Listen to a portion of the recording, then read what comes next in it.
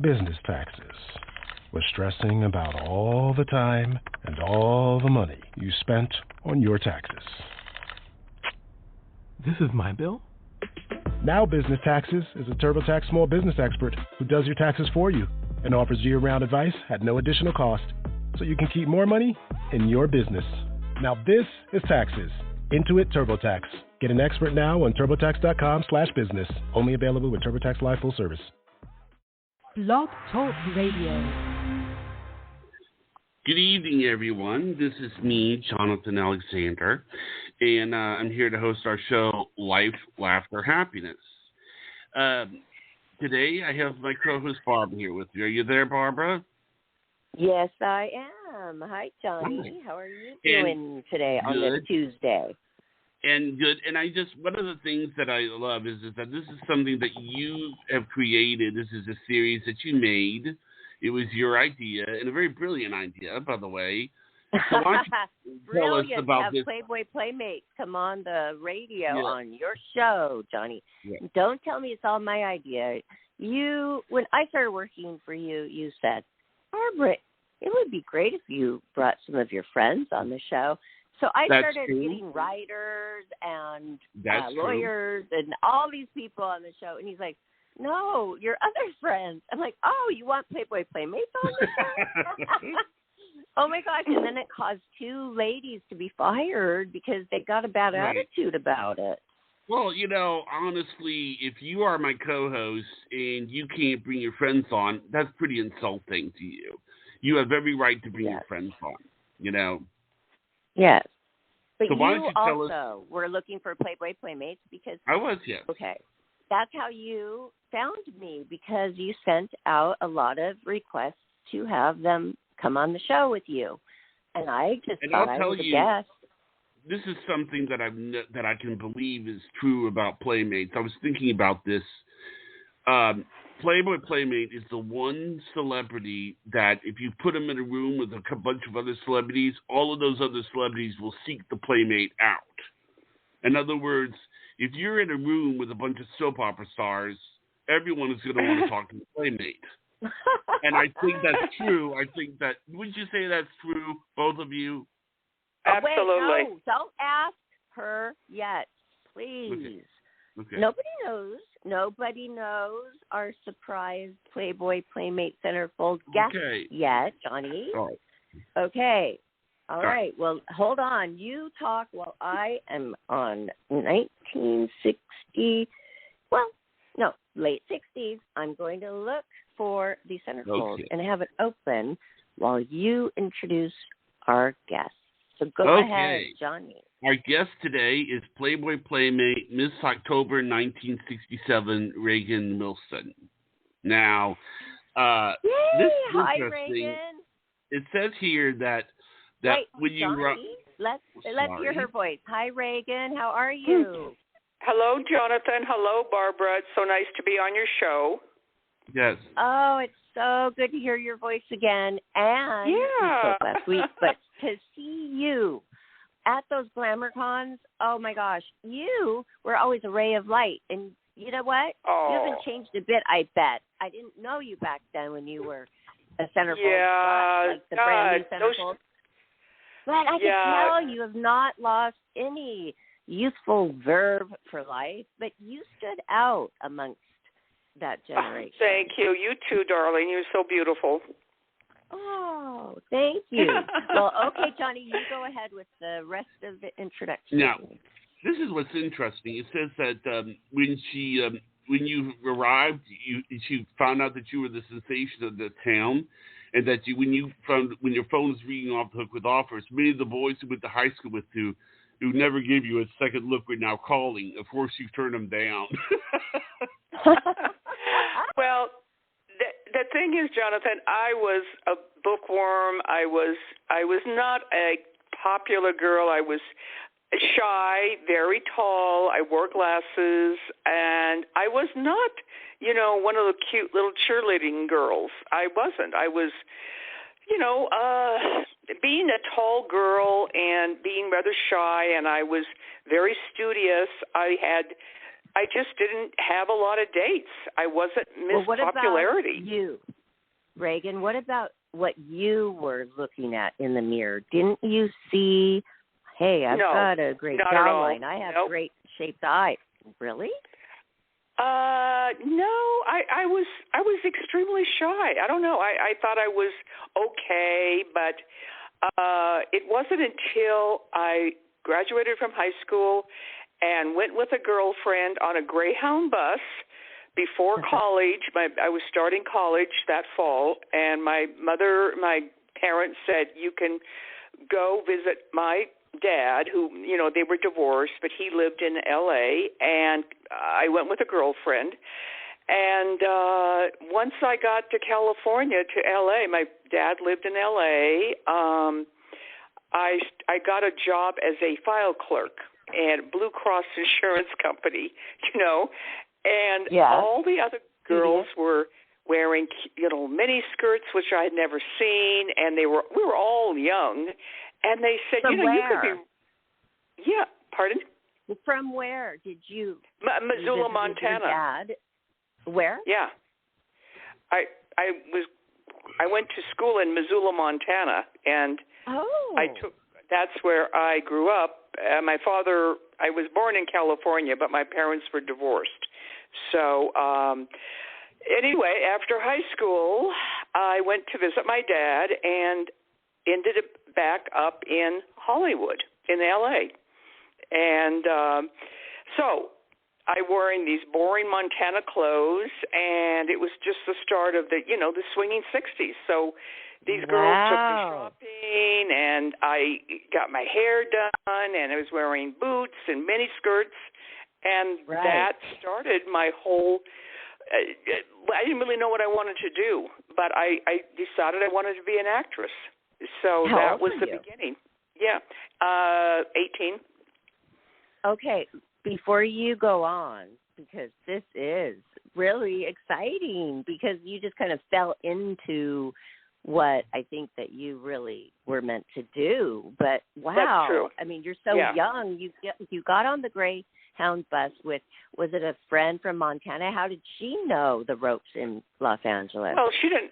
She was just my mother was friend with her mother. Her sister lived in L.A., and it was just two teenage girls going for the summer, and we had staying at your dad's, right? Yeah. Mm-hmm. And so your dad was cool. Was he a cool guy? Did you think, wow, maybe I could live here? Or did you just say, I'm visiting and then I'm shopping and I'm going to clubs and I still look cute in my red outfit? Oh, yeah. I mean, once I met these girlfriends, and my dad was not, he wasn't real strict, but I had a curfew. But I was going dancing, at the different clubs and going to the beach with, it all started that whole summer of the 60s. It began my whole metamorphosis. And I thought I was going to be a teen. I'm sorry, what? Developed your body by 18 because I had no idea. I had no idea that I was a cute girl. It wasn't until guys started to notice me and I started to get asked out on dates that I said, I never had really dated. I was extremely naive.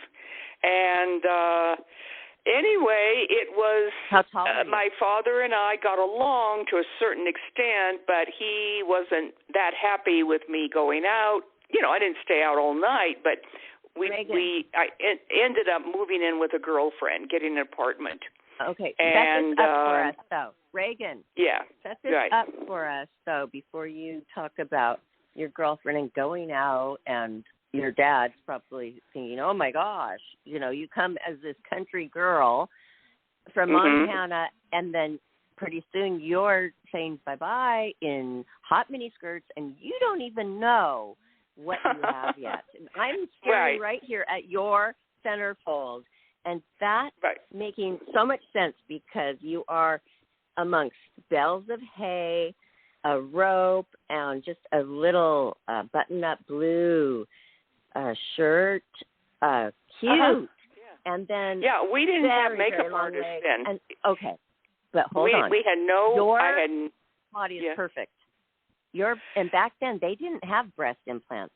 Oh my gosh! No, I didn't know what they were. I mean, I don't want to be crass, but wow, you really were given. You were blessed. You were blessed by God, and the face. Well, I didn't plan it, and no, it was one thing that happened, which was interesting. My uncle was a cameraman at a TV station, and he was a very nice man. I went to visit him one day, and they were in a commercial at the beach, and didn't show up, and it was like a beach blanket bingo kind of thing. And my uncle said, well, use my niece. You know, she's cute and will fit into the bikini. And they ended up giving me lines, and I got my SAG card. That just happened. And so that was part of what happened. And before I knew it, I signed with an agency, and I was doing modeling and supporting myself. And I had been at the beach one day wearing, I loved yellow bikinis, and this gentleman came to Rogers Beach, and he said, if you ever want to be in Playboy, give me a call. Yeah. I didn't know what Playboy was. I had no idea. That is funny. Many have not, though. Okay. So he was a scout? He had something to do with Playboy. I don't think he was a photographer, but, you know, Playboy in those days was not sold on the newsstands. It was by subscription only, and it was considered a very classy magazine. It would be at a lawyer's, office maybe, but it was, taken it was a very prestigious magazine, but it still wasn't easily available everywhere. Right. But you knew that, though. No, I didn't know much. So that never changed. Thank goodness. I have a question. I have heard from, well, actually, and I'm not saying that you did or did not run into this, but I've ran into a lot of Playmates who say, well, what happens is that there's people who claim they're from Playboy, but they're not in Playboy, and then and then something dangerous happens to them. Did that ever happen back then? I don't. You know what? I don't know. I just saw the card. I saw the guy's name, and I asked what it was, and I think I saw a copy of the magazine, but I was thinking, I can't do this. I was too shy. And about a year went by, and I was dating a nice guy. He was about my age. And he said, they've asked you to be in Playboy. And he said, if I refer you, I'll get the finder's fee. So I said, okay. How much was it back then? I don't even remember, but, it was way back in the day. So he called him, and they set me up with the photographer, Ron Vogel. And we shot father, right? Yes. Mm-hmm. Right. Okay. And great photographer. Yes, really great. And it wasn't in a studio. He had a big house in the valley, and he had everything set up. Well, first of all, they did the test shots, and Playboy accepted me in like a week. They said definitely. So he was ready to go, and they wanted me. I was the only Playmate from Montana, so they came up with this idea of me being in a haystack. Oh, that's so adorable. It's so good. The last thing I wanted to do was be in a friggin' haystack. But they built a haystack in the backyard. And so the whole layout was with me.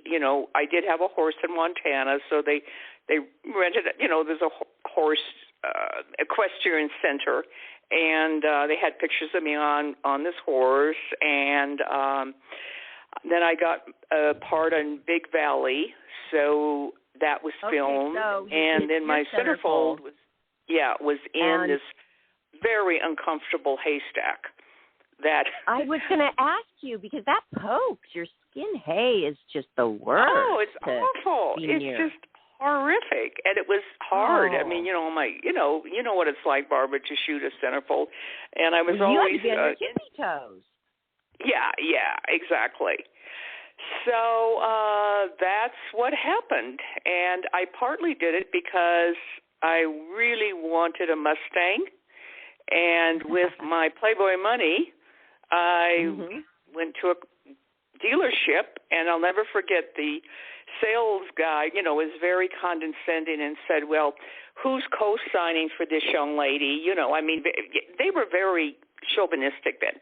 And I picked out, I wanted a beautiful orange car with white leather wheels, and I said, I want that one. And he told me the price, and he said, I figure you're going to get a co-sign. He says, no, if you throw in this and that, I'll pay cash. And that was what I did. Wow. I bet you just blew their socks off, and what a wonderful feeling. It just gave me chills. And did you feel when it doesn't hit the stands, because back then it was only mail order. So did you ever feel like, okay, it's out, and that moment that it was out, did you feel like you were an instant celebrity? No, not at all, because I really dressed, I was really I wasn't a hippie, but I dressed very do I was going to acting class. I wasn't really walking around all the time in mini skirts. I'd go to the beach a lot, and people never really said, I never got recognized as a Playmate. Yes, sometimes that does happen. I was wondering, how tall were you? 5'10". So you really looked like you were a high fashion model.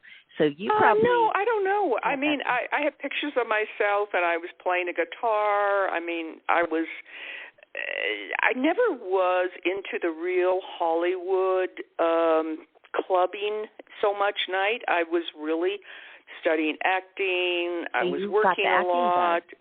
Yeah, I went to acting school. Tell us then. You must have gotten parts right away, because it seems like everybody not right. wants I mean, it was hard. It's not an easy business, but yeah, I mean, it's just every part I got very good reviews, and I got nice commentaries like laughing. Everybody I worked at, Carol Burnett. I mean, I love comedy. Yes. Yeah. So you did that primarily? Yeah, I love. I'm sorry, what? Not stand-up comedy, but like when I was because Johnny knows a lot of movies, and don't you? I know things from the 60s and 70s. I love Carol Burnett. Were you on Carol Burnett? I know something about that. Yeah, I mean, I know that I know, but I'm not like a trivia person. But I think what you're saying is you did, like, you're talking about, like, it says here in your bio that, like, when Carson did the Karnak, that you bring out the envelope. Is that right? Yes, I did. Wow. They would have some up-and-coming actress when Johnny was still in New York and he was coming out to Burbank to film.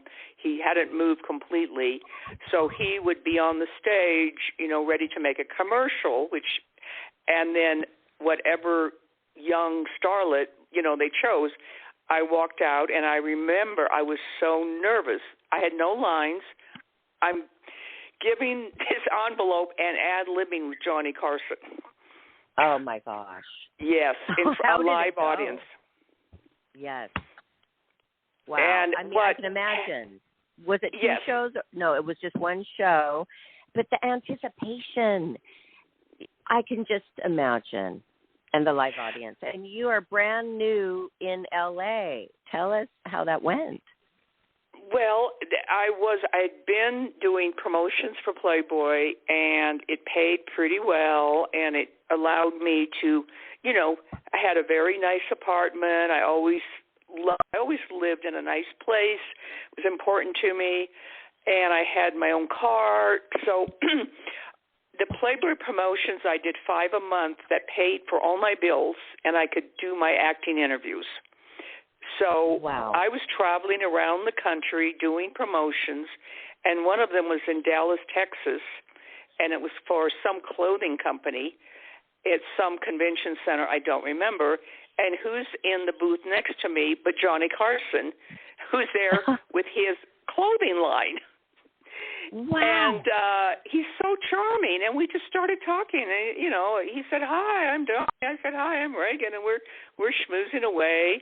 And so I walked out on the stage with the envelope. You know, they do that little drum thing. He says, "Well, hello, who are you?" And I said, "Well, Johnny, it's Reagan. Don't you remember me from Dallas?"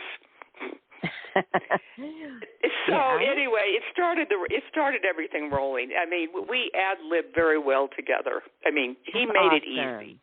Yeah. So he knew he would be able to just pull the best out of you, which probably happened. Do you see it on YouTube? I bet you could find that on YouTube. God, I've never even tried to search. I don't. I mean, he's been on so many shows. Who knows? I don't know. I have no idea. You never know, but it's fun. It's fun to then find yourself. And so you were saying also you were on Carol Burnett. Yeah, I did quite. I was on a lot of variety shows. I'm trying to think of all of them. Big Valley, Beverly Hillbillies. I'm trying to think. Jonathan Winters. Pardon? I loved the Munsters back then. Yeah, the Munsters. Yeah, the Munsters. And then there were lots of interviews and this and that. I did a movie in New York, and I did a national commercial for Newport cigarettes, and I was doing some vodka ads, and I was in Cosmopolitan for beauty ads. So a photographer I really liked in New York named Omar. He was a great photographer, and we did a lot of work together. I did the Greek Airlines promo, and it was a big deal. So things like that started happening. So I was starting to work in New York. Well, you know, I mean, do you know Connie Caston? Yeah, I did not even tell people I was a Playmate when I went to New York. I used my maiden name because back then it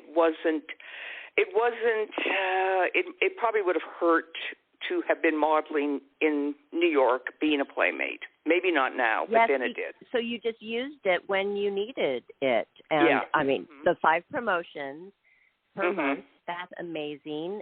Done, bills done. Now you have freedom to go study your craft. You're getting parts, you're modeling, and you're taken seriously when you go there and not, not as a Playmate. Taken as a sexy sex pot, sex kitten, whatever, anything to do with it. So I love that, how you were able to use it when you wanted to and then not to. So, okay, during the time, though, the centerfold shooting was uncomfortable, but how about the nudity? I mean, the haystacks were uncomfortable. Well, what about the nudity? How did you feel? Because back then, like you're talking a lot about back then, things were different, and we know that. So a lot of people. Well, truthfully, if you looked at my centerfold, if you really want to look at it, there's hardly any nudity. I'm wearing a blouse. Well, it's just topless.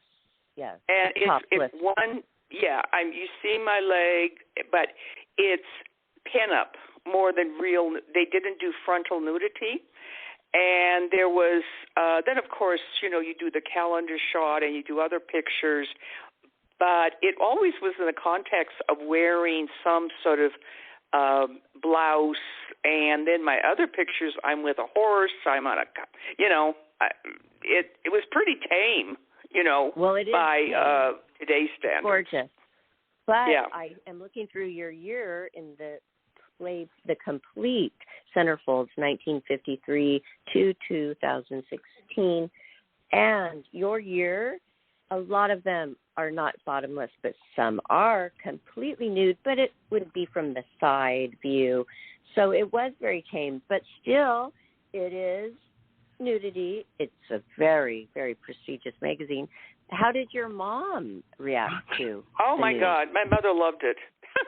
Oh, cool. She just thought it, because I went back to Missoula, Montana when my, I don't know, like a few months after I went back and staying at my mother's house, and she was thrilled. It was because I was like a celebrity in Missoula, Montana. It was on the front page of the paper, and my orthodontist called, and he wanted credit for my teeth, and all of these really popular boys in college. I went out to these. Missoula's a college town. The University of Montana is there, and a lot of cute guys live there. And I'd go out. I love dancing, and I started to get asked out by guys who never gave me a tumble in high school. So I wasn't interested in them, So it was fun. My grandfather, he was not thrilled. He went all over Missoula in his little Ford, and he bought all the copies of Playboy, because they were only sold at men's club and some drugstores. And that just made them buy more. And he had all these Playboys in a box in the basement. So that's crazy, trying to buy them all up so nobody could see you. Oh, my gosh. But your dad was okay, right?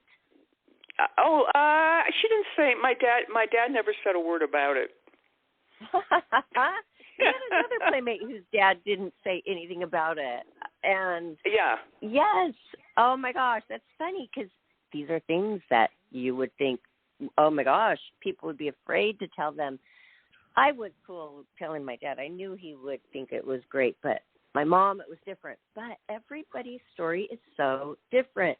And I love doing these interviews because I find out your story, which is so unique. Right. Everyone is different. Yeah. And that's the sisterhood that we have. And I don't know, I've met girls at GlamourCon, and they said they've submitted their picture like 50 times, and they never got chosen. And it was totally, whatever happened was, like you say, a trajectory that I didn't even plan, and was the course. And when I tell my story, and then by the time, feeling grateful. I'm very grateful because it opened many doors, and when I was getting burnt out from the acting, run around, and I lost a huge part that I won't even go into, but the girl who got it won an Academy Award, and I was I was heartbroken, and it was a lot of political things going on, and when you get higher up in the food chain, it's really a different ball game.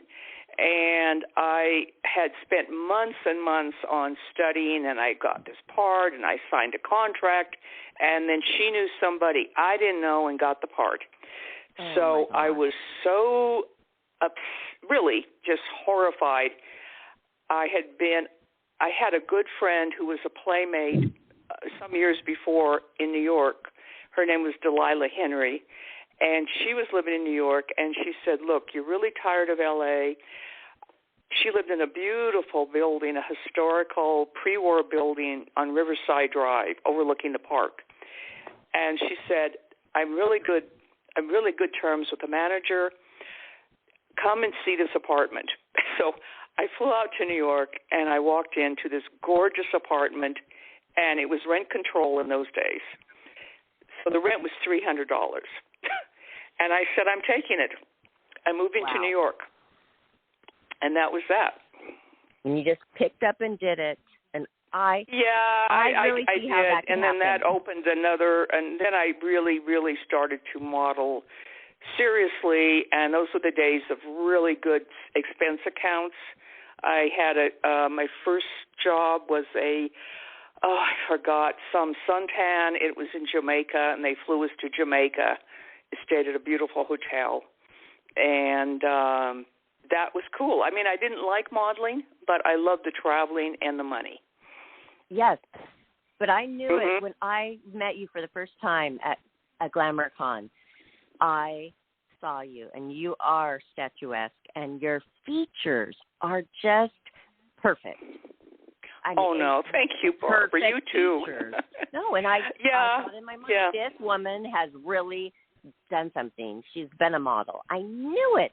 You have the look of the high fashion model. Yes, because you are one. Thank you. Yeah, and so it was a good time to be in New York, and I went to Europe a lot, went to Paris. And I'd always wanted to live in Europe, so I spent a year and a half living in France and England, and I learned some pretty good French, which I'd studied in high school. And so it was a time of real exploratory of my life, doing these things that were just a dream, and here I am, I'm doing it. Yeah. Wow. How wonderful, and I hope you have a great collection of photos in a safe place. Oh, I do. I do. I have will share them. Do you share them? And if so, tell the listeners where they can go see some of these photos and maybe even get to know you. Are you on Facebook? When I go back to LA, I'd call the mansion and go to a party or two and go to, see some of the people I used to know. But I ended up meeting my husband in New York at a party that I gave with my girlfriend, and so I've been married now 35 years, and we met in New York, and he's a New Yorker. Wow. It seems like you've had a charmed life, Reagan. Oh, no, it's not been completely. No, I mean, I've had ups and downs like anybody, But to the outsider, it looks like, wow, okay. Yeah. You just fell into this, and it's been a charmed life this whole time. Not that we want to know your total lows, but what were some of your roadblocks in life? I lost my sister in a car accident at a very young age, and we were very close, and that was very painful. Sorry. That. Oh, yes. Yeah. Yes. How old were you when that happened? She was 16 and I was 17. Oh, whoa. That is, that's very deep. That is something that is part of you forever, which actually can form you. How did you change? Did you become more serious? It's just painful. I don't like to dwell too much, but it was very painful. And also, I never really did a lot of drugs, but I was partying, and I found out eventually that I wasn't really able to drink very well. I had some episodes where I was not doing well with alcohol, so I ended up going into AA. Good. Yeah. Wow. That makes a person feel very empowered when they can conquer something. First, they realize there's a problem, and they go and take care of it. And if they conquer it, it's very empowering, isn't it? Right. It's not everything. Well, those days, it was a 8-people party, and, everyone did. So it was part of the whole, I was hanging out with Halston, going to Studio 54, Oh, I was wow. in that. Yeah, so I was around people that were intelligent, successful, but they also were, a lot of them doing drugs, So it was a time of, great highs and great lows. You had to really be, careful, or you could get, swept away too, Oh, yes. like some other, And we've seen, probably you have, and I have seen them come and go. The town swallow them up. But you're strong. You had the strength, and you took from it what you needed and enjoyed it. Sounds like very immensely. But I do have a question. Everybody's probably wondering, what was your relationship with Hugh Hefner? Very cordial, and I did not meet Hef until my centerfold had been out a year and a half, and I was at one. I don't remember where I was. Maybe I was doing a Playboy After Dark or some event, and we met the first time. He wasn't with Barbie. It was before, and he asked me out for dinner. And I was dating a boy. I was dating someone, and I thanked him. But I said I am involved with someone, and that was it. And he was very nice about it, eh? Of course. I was also very good friends with Delilah. Great relationship. You had a great relationship with him, no problems. And because Johnny was asking in the beginning about bad things that happen. Okay, well, that is something that he's heard on the A&E special. We've heard about some Playboy bunnies getting into trouble. But, so as a centerfold, you felt very protected, but did you hear about that happening where a lot of bunnies got... Only when Holly, just the Holly Madison coming out, and my opinion of Holly is she is a conniving, self-seeking, no talent wannabe, and she would be at the parties just clinging to Hef, never had anything interesting to say, was very snobbish, and she waits till he's dead to come out with these complaints. Why didn't she lead anytime she wanted to? I mean, what was she doing? Right? No integrity. I mean, here you are. You want to be a Playboy Playmate so badly. Everybody knows that that's why you are there. And Hugh Hefner is saying you are not photogenic enough. And you still She's not. She's not photogenic. No. And she really thinks you said that is hitting it on the head. That's it on the head. And I loved Hef. I respected him.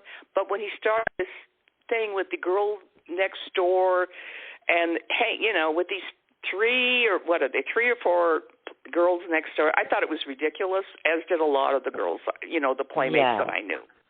I mean, we thought it was didn't absurd. Even talk about it. I mean, I saw them one time we were doing something and they showed up and they were so snotty. They were very snotty, but you know what it was? Is they wanted to be us. Why else would they be there? They wanted to be a Playboy Playmate centerfold. And he did not make his girlfriend's Playmate just because they were his girlfriends. And thank you, Hugh Hefner, because you kept it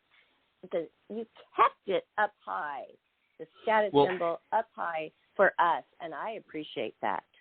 I was going to say though that I think I was trying to clarify what I said. I wasn't talking about bad things from Playboy. I was talking about bad things from people pretending to be from Playboy. I never met. I just met this one guy at the beach, and he gave me his card, and he was.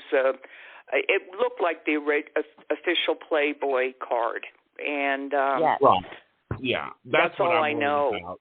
That's what I worry about. Because I know there are women who get killed, and then they, but okay, this is my rebuttal to that one.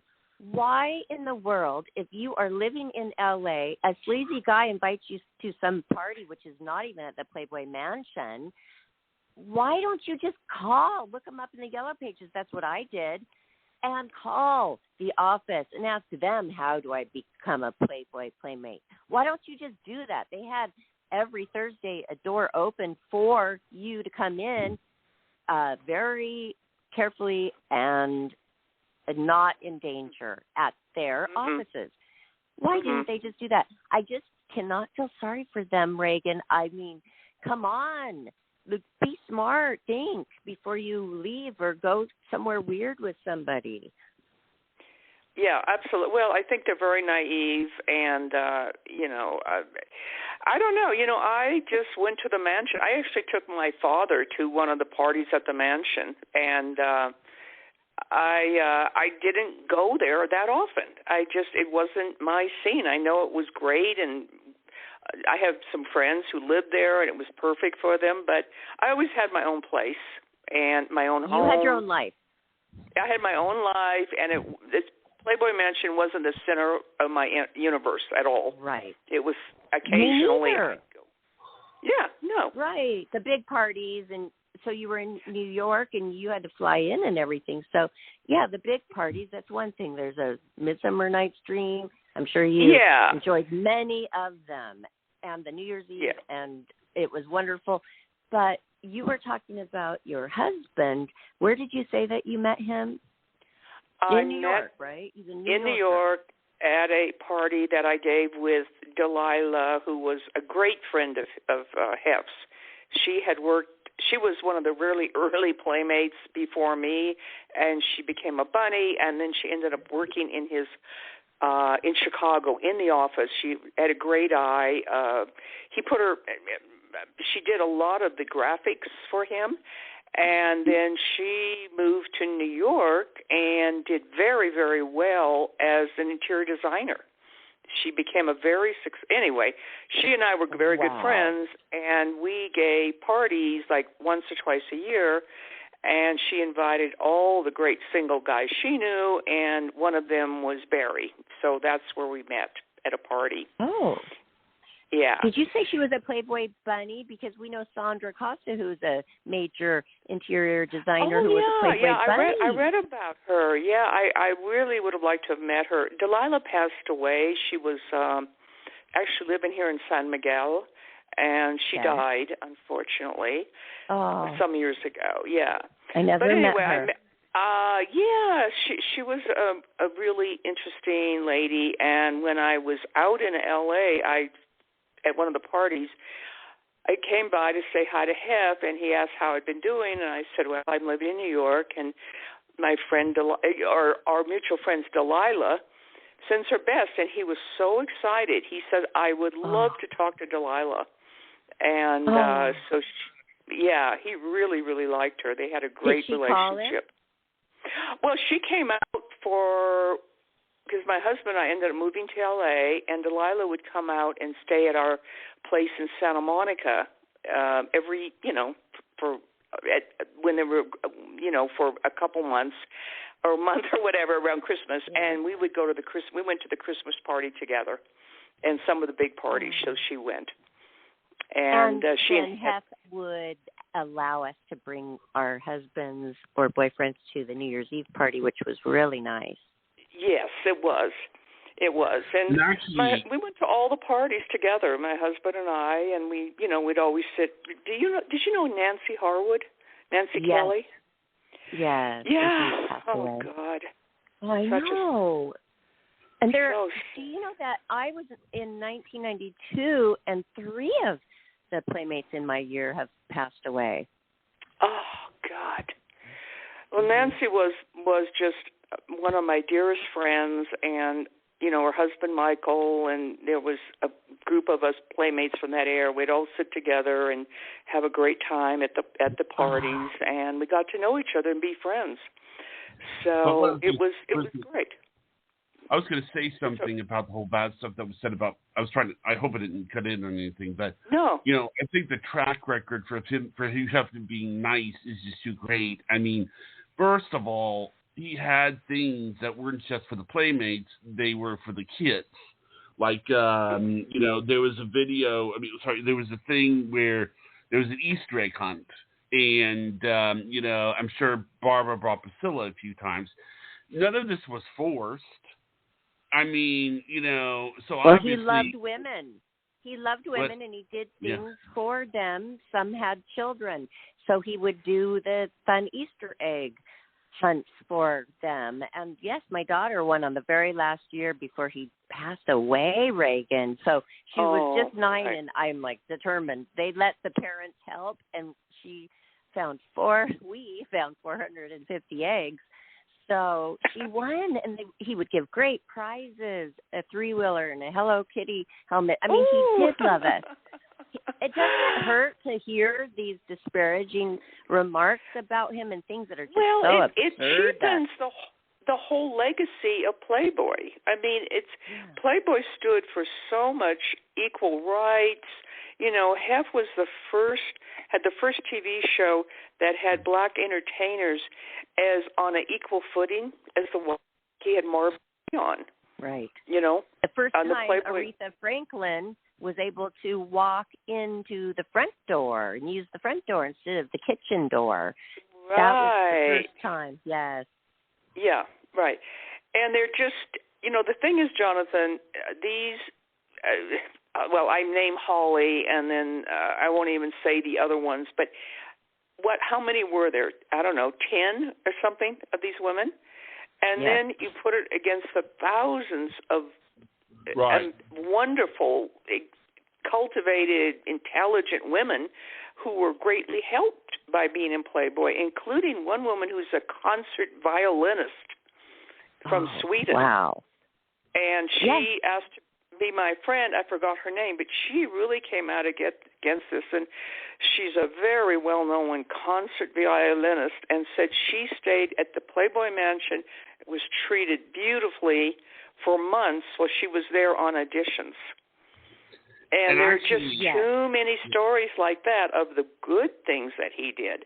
And actually, it just seems like he wouldn't be able to stay in business if the guy was a jerk. But I will tell you some other thing that was interesting is it seems like I would talk to somebody. Whenever I would talk to somebody about Playboy Playmates, these women who sometimes I would run into a woman who would be completely biased against them, and they would say, Playboy Playmates are stupid, Playboy Playmates are stupid. She keeps saying this to me.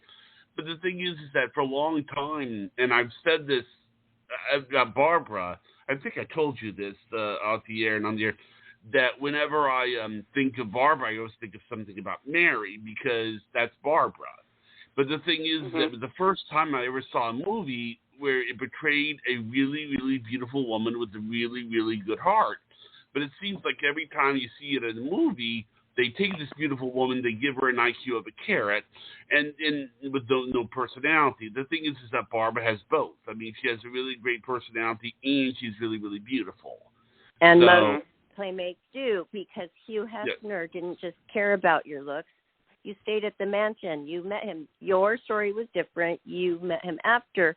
But a lot of them fly in from other states, and we stay there, and he gets to know. You don't want to do anything wrong there because that could even make you lose being a Playmate. So, but, yes, back to your story, though. Everybody's story is so different. I loved how the scout found you on the beach, and you probably look fantastic. I mean, in your little yellow bikini, and you're just frolicking around. You didn't even know what you had, like your look.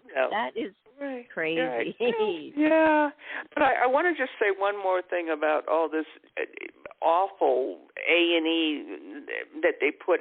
I know one Playmate quite well. I won't say her name because it's her story. And she said she was contacted by A&E, but they only wanted horrible stuff, and all she had to say was positive. So A&E is an awful example of yellow, why aren't there hundreds and hundreds of women coming forward?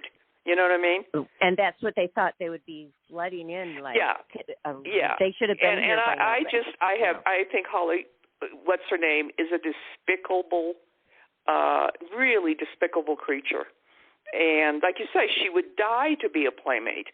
And so she's doing this whole, oh, poor me and this and that. Well, she was a Hooters waitress, for God's sake. And she had lived at the mansion and got, money and fame. She could have left. Plastic surgery. Yeah. Usually you come and you get Playmate. You don't have to be sent to. And they were saying that, Hef knows all the plastic surgeons to send people to. No, you would come and then you would get it who you were. Why would they send people to plastic surgery when another one's coming naturally pretty right behind? Absolutely. Absolutely. Right. Absolutely. Right. Yeah.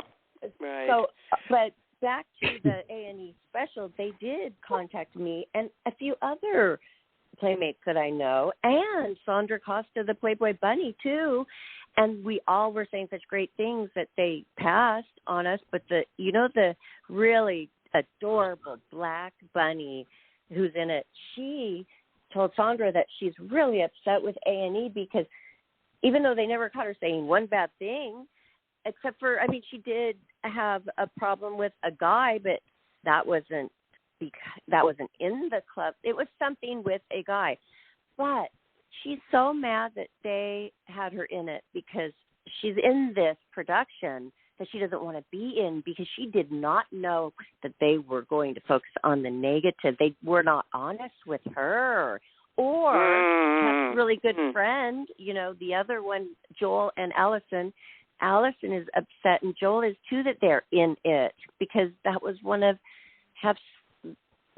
that was their best friend. Hugh Hefner was their best friend. And so everybody's up in a roar, and I'm glad that you told us your opinion because now, we've interviewed, you are the 27th Playboy Playmate we've interviewed, and we interviewed many before that came out, and we've interviewed 2 that were in it. No, 3. Donna Spear, Tylen John, and Christy Tom we've interviewed. But if you really take those 3, they didn't say anything horrible about Hugh Hefner. They just were talking about things that happened in their life. And all Tylen John said, who was in my year, was that when we saw Kimberly and Hefner coming, we would turn and walk the other way. And it was true. We tried to stay away because we didn't want to do anything wrong that would hurt our career with Playboy. And we liked working. And if she got jealous and you were talking to Hef, that's a good way to get blacklisted. That was true, okay? I don't think that just because she was in it, that she's horrible. Or the adorable Black Bunny from the 70s. Or any of the ones that we interviewed. They didn't. But then there was the other 3. And then there was the bunny mother that just went off on crazy, crazy stuff that, it's unbelievable. Was that BJ? Yeah. BJ? Yes. And I never met her. She was before my time. Did you know her? No, I didn't. I only knew her on Facebook, kind of, and, she would always, I didn't even know she was a bunny mother. I really didn't know her well. I don't know what her deal is. I have no idea. But why do you do this when he's dead? So, you know what I mean? Even protect. And did you ever hear about a girl being raised at the Playboy Mansion, this Jennifer Saganar? I never knew she was raised there. She probably spent the night there once or twice, and maybe went up there a few times. And now she's wrote this book about being brought up there. Nobody, and now they're seeing that the dates don't match, and A&E is actually mad at her because they're making them look bad because the dates are not matching up. It's very sad. I think there's a lot of damage that has been done to really what the great things that Playboy did. And now there's really no Playboy, right? It's online. Have you even looked at it? Yes. Right. Well, what do you think? They had, I don't know, I looked at it about a year ago, and it was very weird. They had... I think that we are even more special because we are the end of the era. An era. Yes. Yes. So that's what I think. In this very last Playmate that came out while Hef was alive, I feel like that is a lucky girl. Yeah. It's very sad. The fashion magazines to me are revolting. I got Elle. I used to have Elle, and I don't relate to Elle anymore. The models are all overweight. You know what I mean? I don't get it. It's like if you're beautiful, you're not in fashion anymore. I know. Come on. They have people, I think, amputees now, and they have also the hugest size models and all catted up people. And yes, it's just not the way it was, and people don't like it. I have this group on Facebook called Playboy Playmates. I only started 3 years ago. It has 40,000 people. I about 20 a day of requests to be in this group. It's great.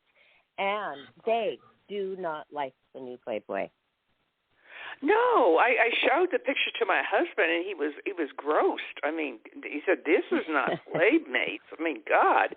I mean, what is so awful about being genetically born beautiful? I mean, we are, and taking care of yourself and being an example. I do have some younger women who are lovely, and they say that thank you for being a role model. Okay. Well, I think it gets back to what I said before, because it seems like there's this assumption sometimes, this naive assumption that if you look good in a bathing suit, then there must be something else missing. And you can't be a good person, you can't be brilliant, you can't be smart. I mean, we were one of the other, I think it was, I think there's a lady that we're trying to get on, Sid Rock, I believe that's her name. But yeah, no, Johnny, please. You are wrong. The Playboy Playmates do not feel this, and I've tried to tell you this before. We're different. We're not just models. We're not just actresses. Okay, we are Playboy Playmates. We were not treated that way. That we were not very smart because we were beautiful. We were no. I'm not saying that you were. I'm saying you're talking about models. I'm talking about Playboy Playmate. Boost you up so much. They make you feel you're the most intelligent woman and the most beautiful woman on earth. And you ask every time these Playmates this question. We don't feel this, that we ever felt stupid going anywhere, because Playboy built us up. We roamed the earth that way. Am I correct, Reagan? I agree. I agree with Jonathan saying too. There is this misconception of if you're really beautiful, you're you're deficient, you're dumb, you're this or that, and it's I don't know, this well-known lawyer. I don't know who he was at one of the parties. He just said he says you girls who become Playmates or women are genetically blessed. He said there's only 12 of you in a year. And it's not just beauty sometimes. It's looking for something charming or being different. You know what I mean? There was something, not just being photogenic, but having something else. I mean, I don't know, some photo editor said half would look for something unique in each girl. And all a little different, I mean, we used to be, and then it got to be, unfortunately, he was just choosing a lot of blonde girls, that looked the same. But for a long time, it was a different type of, I was 5'10", Gwen Wong was Chinese, she was, 5'4", but each one of us were very unique and very different and beautiful, Right. And because there is a woman for every man. Some like really petite women. My mother would always say, I wish I had height. She was 5'2". I'm average 5'5". I could get away with saying 5'6", on my modeling card. But she always wished for that. And I said, Mother, no. That's what Dad always loved about you. Your size. Oh, my gosh, she was mad about it. So, I tried to make her feel good about it. But in my year, too, very, Susie Simpson, adorable. And then we had the redhead, and we had the Asian. We had a couple Asians, a black, and a few blondes. So, yes, and I have to look through and see. I am looking through at the end, 2013, 2014, 15. It's like they didn't do the sets up like they did with us. So they're standing by a tree. They have like one towel there. Some have nothing. It's just boring. You know how it's so fun to look through Centerfold. It got very boring, and now it's over. I mean, this thing that they're doing now with these whatever. I mean, I know really good photographers, and they're like horrified. What has happened to Playboy? I think they still have pretty Playmates in Europe, don't they? In Germany and Yeah. Yeah. No, but Playboy is still around in Europe, isn't it? I'm laughing because Barbara knows the Playmate that's coming to my mind when she says that. Yeah, we haven't even asked her to come on yet. Johnny is contacting her, but Victoria's a drunk, but she'll have something that's not else her. to talk about. That's not her. She's beautiful. That's absolutely not the beautiful. one I was thinking of. But You know the one I was switch thinking to, of. You know the one I was thinking of, right, Barbara? Penthouse. Johnny, hold on, please. She did Penthouse after Playboy, and I haven't interviewed anybody yet who has done that. So that should be really interesting, right, Reagan? Yeah, absolutely. Sure. See what's gone on in her mind, but she's now, didn't you say, hey, Johnny, isn't she a doctor? I think so. She's a PhD, and she's also a lawyer. Oh, a lawyer. Maybe that's what I was thinking. Both. But, yeah, she's done very well. So, yeah, PhD it's really fun to hear everybody's story. But, Reagan, thank you so much for your time. It is 6 p.m. But before we go, I want to tell everybody how excited I am because we found out that my sister lives in San Miguel, Mexico, and this I is want where you to and meet your very much. Yeah, and you have to come down here. It's beautiful. Come down in June when it's nice. It's a little hot right now. So and Jonathan, if you ever want to come, I'd love to show you around San Miguel. Okay. Oh, that's nice. Yeah, so that's great. And I'm just so glad to hear about your long marriage, 35 years to the same man, and you're in love, and you guys just pick up and move and are adventurous and have a wonderful business in Mexico. Yeah, it's exciting. Yeah, our life is exciting. And we're going to hear Pink Floyd, not the real Pink Floyd, but there's a lot of music venues here. So, we go out with friends and have we have a good time. It's good. Is that this weekend? This has been so nice, both of you. I really enjoyed it, and you're both such good interviewers. And I was a little nervous, but thank you both. It was really nice for me. We're glad that you were comfortable, and it's just a conversation, and we so much enjoyed hearing your story. But before we go, is there anywhere you would like to tell the listeners to find you, maybe on Facebook, or to follow you anywhere? Yes, anyone who, I still do get requests for pictures.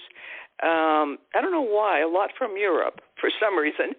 But, cool. yes, just send me, information on my Facebook Messenger, and I can go from there. And, Barbara, I would love to connect with a group that you're on, so we'll connect later on. I will send you the invite right now. And Playboy Playmates, and we're going to send the link to this show to you and it will be up on our YouTube channel later tonight. We are excited for more people to get to know you and keep those autographs going. Thank you. October 1967. Reagan Wilson. Wilson, right. Still alive. Thank you both very much, guys. It was great. Good night, everyone. Hugs. Thank you. Good night. Bye-bye. Good night, everyone. Good night, everyone.